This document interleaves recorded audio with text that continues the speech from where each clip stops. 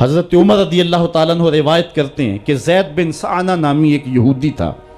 جس کو حضور نے قرض دینا تھا۔ آقا کریم علیہ الصلوۃ والسلام دو جہاں کے مالک ہیں، لیکن حضور کا فقر اختیاری تھا۔ آقا کریم علیہ السلام کے گھر میں بسا اوقات کتنے دن چولہا نہیں جلا کرتا تھا۔ حضور ادھار لے کر کے لوگوں کی مصیبتوں کو بھی دور کرتے، اور گھر کا چولہا بھی بعض اوقات ادھار لے کے گرم کرنا پڑتا۔ اعلیٰ حضرت فرماتے ہیں مال کے کونین ہیں گو پاس کچھ رکھتے نہیں، دو جہاں کی نعمتیں ہیں ان کے خالی ہاتھ میں۔ تو کہتے ہیں کہ ایک دن حضور علیہ السلام کی خدمت میں ایک شخص حاضر ہوا جس کا نام زید بن سعانہ ہے اور یہودی ہے، اور اس نے حضور علیہ السلام سے قرض کا تقاضا کیا، لیکن تقاضا اتنے سخت انداز سے کیا کہ اس نے حضور علیہ السلام کی قمیص کو پکڑ کے کھینچا بھی۔ تو حضرت عمر رضی اللہ تعالیٰ عنہ نے جب دیکھا تو بڑے گھور کے اس کی جانب دیکھا اور اس کو پیچھے ہٹاتے ہوئے کہا کہ تجھے شرم نہیں آ رہی کہ اللہ کے رسول کے ساتھ کیسے سلوک کر رہا ہے اور میں تیرے سامنے موجود ہوں؟ تو حضرت نبی رحمت صلی اللہ علیہ وسلم نے حضرت عمر کو کہا عمر مجھے تجھ سے اس بات کی توقع نہیں تھی۔ ذرا غور کیجئے حضور علیہ السلام کی اس سیرت کے انداز کو۔ ایک شخص آ رہا ہے اور حضور سے سختی کر رہا ہے، ابھی حضور کو قرض لٹانے کی جو تاریخ ہے اس میں بھی 4 دن باقی رہتے ہیں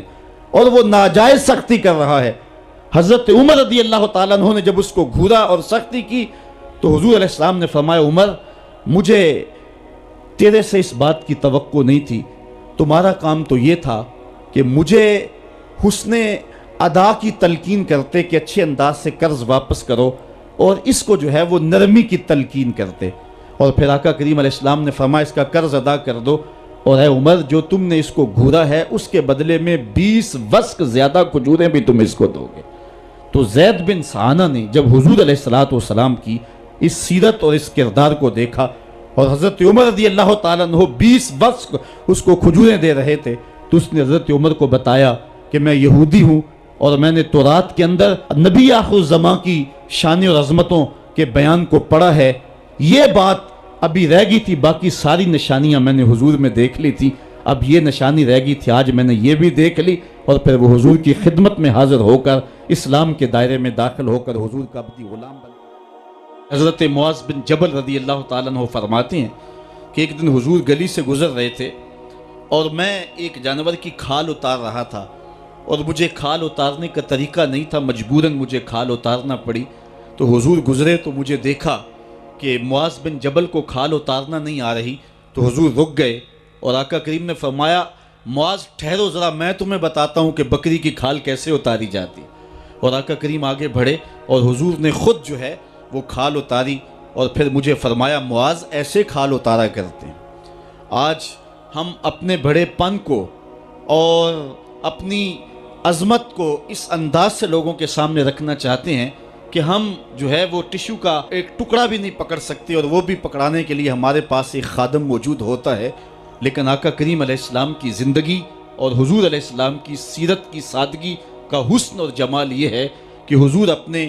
کپڑوں کو خود مرمت کر لیتے ہیں اور اپنے دیگر کام خود کرتے ہیں اور بطیب خاطر کرتے ہیں، اور اس میں کوئی چیز اپنے لیے شرمندگی کی محسوس نہیں کرتے ہیں۔ حضرت حسن رضی اللہ تعالی عنہ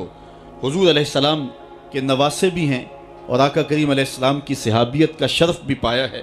کہتے ہیں کہ کانا یجلس علی الارض، حضور علیہ السلام کی سیرت یہ ہے کہ حضور زمین پہ بیٹھ جاتے تھے، زمین پر بیٹھنے میں حضور شرمندگی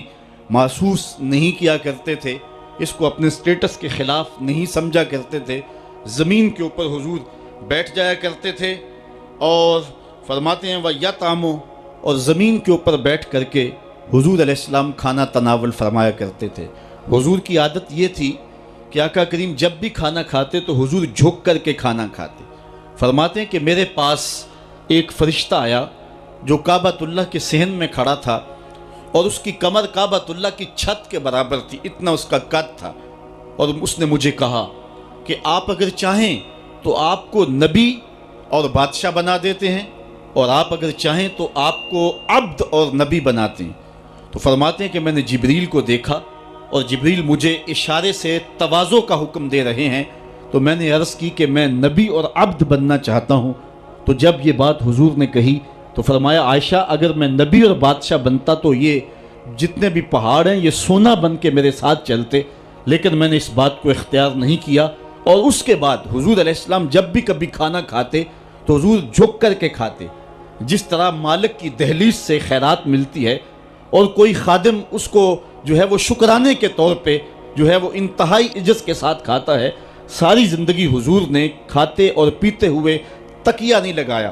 ہاتھ میں پلیٹ پکڑ کے اکڑ کے یا ٹہل کر کے یا جو ہے وہ بالکل سیدھے ہو کے نہیں، تھوڑا سا جھک کر کے بغیر تکیے کے حضور علیہ السلام کھانا کھانا پسند فرمایا کرتے تھے، اور فرماتے میں اس طرح کھاتا ہوں جس طرح بندے کھاتے ہیں، اور میں اس طرح بیٹھتا ہوں جس طرح اس کے عبد اور اس کے بندے بیٹھتے ہیں۔ یہ حضور علیہ السلام کا طریقہ ہے۔ ایک دن آقا کریم علیہ السلام ایک چٹان کے اوپر بیٹھے تھے اور حضور علیہ السلام قدید کھا رہے تھے۔ یہ خشک گوشت جو کر کے اس کو بعد میں جب پکایا جاتا ہے تو اس کو قدید کہتے ہیں، یا سرید تھی، حضور کھا رہے تھے۔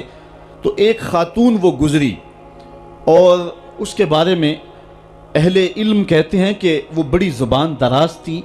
اور وہ مردوں کو بھی ایسی ایسی باتیں کرتی کہ لوگ جو ہے وہ اس کی شر سے بچا کرتے تھے۔ تو اس نے کہا کہ آپ تو ایسے کھا رہے ہیں جس طرح کہ عبد کھاتے ہیں۔ تو حضور علیہ السلام نے فرمایا اگر میں عبد نہیں ہوں تو کون عبد ہے؟ فرمایا میں سب سے بڑا عبد ہوں۔ تو جب یہ بات سنی تو اس کے قدم رک گئے اور اس نے حضور علیہ السلام کی خدمت میں عرض کی کہ حضور آپ پھر اکیلے ہی کھا رہے ہیں، مجھے بھی کھلائیں۔ تو حضور نے ایک لقمہ اٹھایا، فرمایا لو تم بھی کھا لو۔ تو اس نے کہا یہ نہیں، بلکہ جو آپ کے منہ میں ہے میں وہ کھانا چاہتی ہوں۔ تو حضور علیہ السلام نے اپنے منہ کا نوالا نکال کر کے اس کے منہ میں ڈال دیا۔ تو کہتے ہیں کہ اس کے بعد کبھی بھی اس کی زبان پر کبھی فحش بات آئی نہیں تھی۔ حضور کے جوتے کی وہ برکت تھی اور اس کا وہ فیضان تھا کہ اس کے اندر ایسی روشنی ہو گئی۔ پہلے وہ سخت لعان تھی، گالیاں دینے والی تھی اور فحش گفتگو کرنے والی تھی، لیکن حضور علیہ السلام کے جوتے کی برکت سے اللہ تعالیٰ جل شانہ نے اس کی زبان کو حسن بھی دے دیا اور جمال بھی عطا فرما دیا۔ تو حضور علیہ السلام کی عادت تھی